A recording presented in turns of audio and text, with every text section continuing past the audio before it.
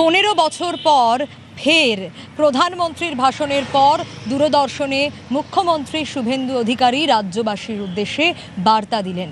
স্বাধীনতা সংগ্রামীরা দেশের জন্যে পথ দেখিয়েছেন, আর দেশের উন্নয়নে বিশেষ ভূমিকা নেবে বাংলা। বার্তা মুখ্যমন্ত্রীর। নমস্কার, বন্দে মাতরম। প্রিয় পশ্চিমবঙ্গবাসী, আজ স্বাধীনতার ৮০তম বর্ষপূর্তির পবিত্র দিনে আমি পশ্চিমবঙ্গের প্রতিটি নাগরিককে জানাই আন্তরিক অভিনন্দন ও শুভেচ্ছা। আজ শ্রদ্ধার সঙ্গে স্মরণ করি সেই সকল স্বাধীনতা সংগ্রামীদের যাদের আত্মত্যাগে আমরা পেয়েছি স্বাধীনতার মুক্ত আকাশ।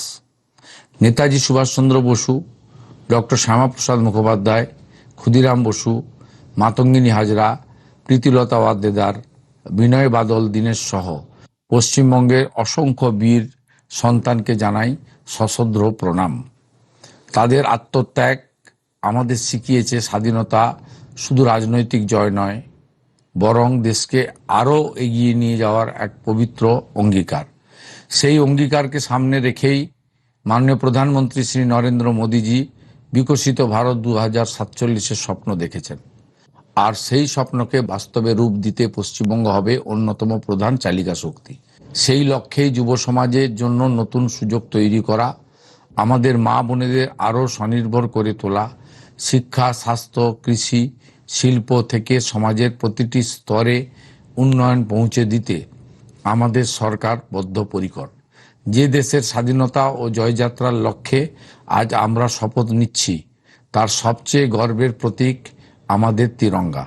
তিরঙ্গা শুধু একটি পতাকা নয়, বরং আমাদের সার্বভৌমত্বের পরিচয়, বৈচিত্র্যের মধ্যে ঐক্যের গর্ব।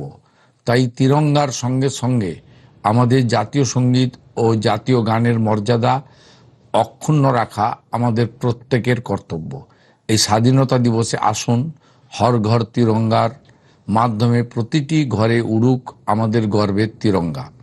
জাতীয় ঐক্য সংহতিকে অটুট রেখে হাতে হাত মিলিয়ে গড়ে তুলি আরও উন্নত, আরও সমৃদ্ধ, আরও উজ্জ্বল পশ্চিমবঙ্গ। জয় হিন্দ, বন্দে মাতরম।